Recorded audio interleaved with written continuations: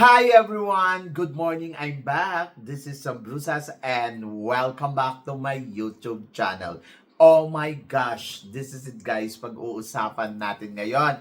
Reaction natin dito syempre sa mga nangunguna ngayon na lumalaban dito sa Miss Universe Philippines. Sino nga ba ang mga umaangat? Yan ang tatalakayin natin ngayon. But before anything else, hello Philippines and hello beautiful people, mabuhay. Kamusta kayong lahat? Sana lahat po kayo ay okay at safe ngayong araw na ito. At syempre sa lahat naman ng mga bago nating subscribers dyan, hello po sa inyo lahat. Maraming salamat guys sa pag-subscribe ninyo syempre dito sa channel ko. At syempre sa lahat naman ng makasolid na makamamasam dyan na laging tumututok dito araw-araw, lagi-lagi. Maraming salamat guys sa inyong lahat. Syempre usapang Miss Universe Philippines tayo ngayon. Ito nga lang, kahapon lang ay naglabas sila ng panibagong pasabog na talaga namang pinagkaguluhan natin lahat. Ang kanilang swimsuit photoshoot.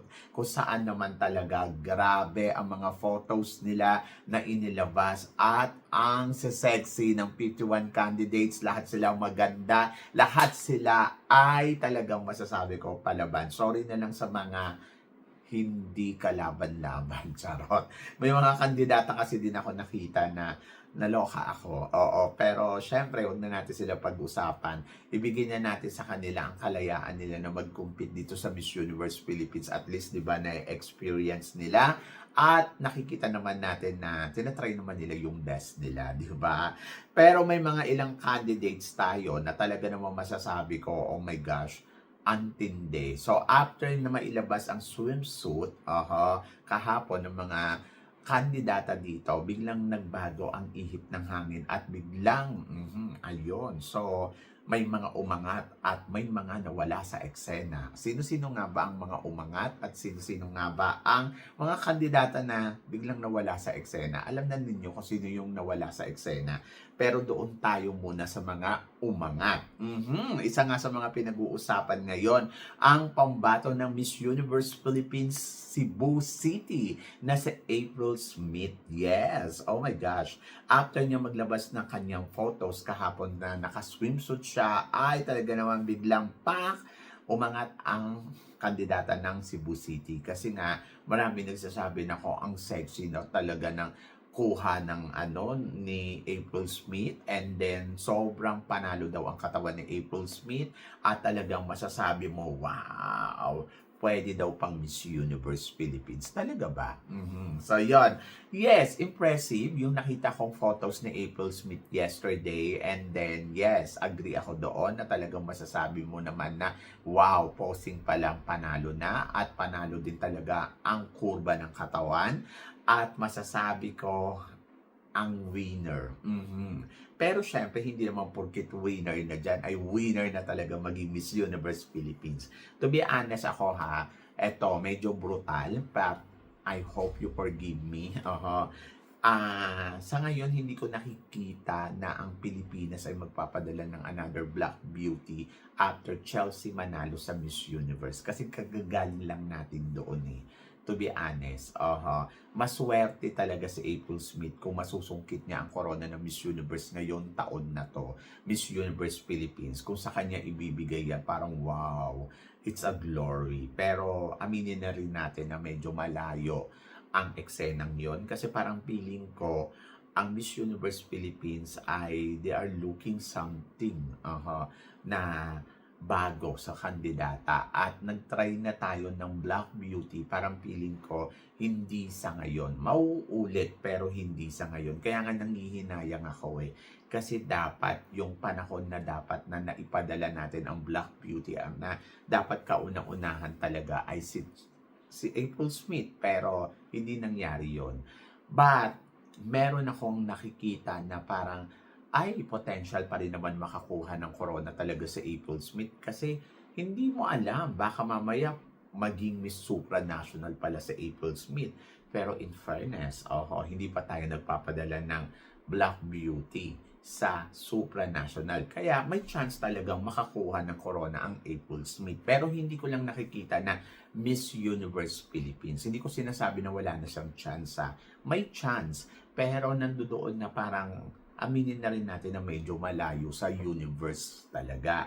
But nandoon ako na ay pwede itong maging supranational. Kasi naman, kung mag-experiment ang organization natin at itatry nila ng something new, I think swak ang beauty ni April Smith for supranational. Ngayon, ang tatrabahuhin na lang dyan kung paano niya kukunin ang corona ng supranational Philippines. Di ba?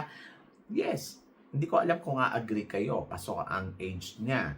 Tapos, pasok ang beauty niya. Kasi, si April Smith, she look like a model. And then, I think, kung mag-experiment ang Philippines, why not? Diba? So, yon. So, go, go, go. Why not? Kasi kung nagpadala tayo sa Miss Eco, nanalo, nagpadala tayo sa Miss Universe, naging Miss Universe Asia, why not naman sa Miss Supranational? At malay ninyo, maging Miss Supranational, di ba?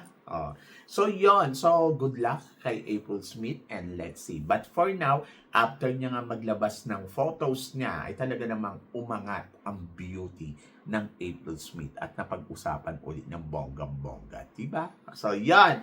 At para naman sa sumunod na chika natin, syempre ang pambato ng Tarlac. My God, si Tarlac, si Marian, ay nako, to be honest, pag tinignan mo siya, pwede itong maging Miss Supranational, pwede maging Miss Charm, pwede maging Miss Universe Philippines. Ayun na may mga nababasa nga akong comments na parang ganon. Ay ni Mama Sam, tingin ko, magmi-Miss Universe Philippines siya. To be honest, pwede din naman talaga. Pero ang tanong, paano niya ipapanalo to? So, alam naman natin na medyo may kahinaan ang kanyang atake pagdating sa communication skills. Aminin na natin yan. And then, nandoon ako na medyo sa part na yun, na-disappoint ako kasi parang feeling ko, malakas sana. But hindi din natin alam, malay mo. But hindi ko pa rin nakikita na magmi-Miss Universe Philippines. Pwede siguro sa supranational, Miss Charm, mga tipong ganon. Kasi yung beauty niya, ka-charming-charming naman talaga. At in fairness sa kanya, sa ipinakita niya kahapon na naka-swimsuit siya, ay nako, ang masasabi ko, wow, wow, wow, wow. Ganon. Ganon ka bongga. Ganon ka kagaling at ganong kaganda. So, yon.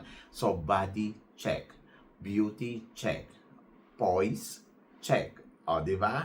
So, the way kung paano siya tumingin sa camera, talagang winner. At plus, ang glow ng mukha. Ang gandang tignan. Hindi nakakasawa. Aminin. And then, ayun nga. So, para sa akin, good luck talaga sa kanya. So, galingan niya pagdating sa finals kasi hindi rin imposible. Pwede niyang makuha, pero pwede din namang hindi. But nakikita ko sa kanya, ay nako, malinaw pa sa tubig ng pwede siyang maging Miss Charm. Ganon. Kasi parang kung susundan mo yung yapak ni tawag dito, ni Krishna. Krishna, di ba? Ang unang-una in-appoint nila si Krishna, tapos parang Moreno Beauty, mga tipong ganon. So, for sure, after natin ng Miss Tisa, why not Morena Beauty? And then, kasi parang isa din sa mga nakikita ko na parang katulad ng Thailand na si Adele na pumalo hanggang sa dulo ng competition. At kung charm din naman ang pag-uusapan, ay talaga namang may charm naman talaga si Tarlac. Pero pagdating sa supranational, pwede din, di ba? So, depende sa magiging laro niya.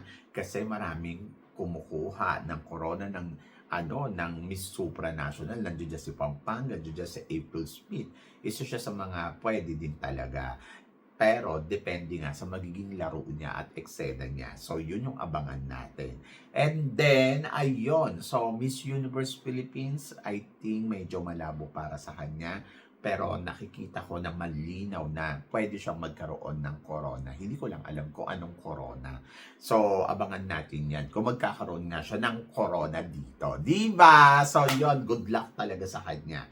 And then, of course, syempre, ang pambato ng Cebu Province.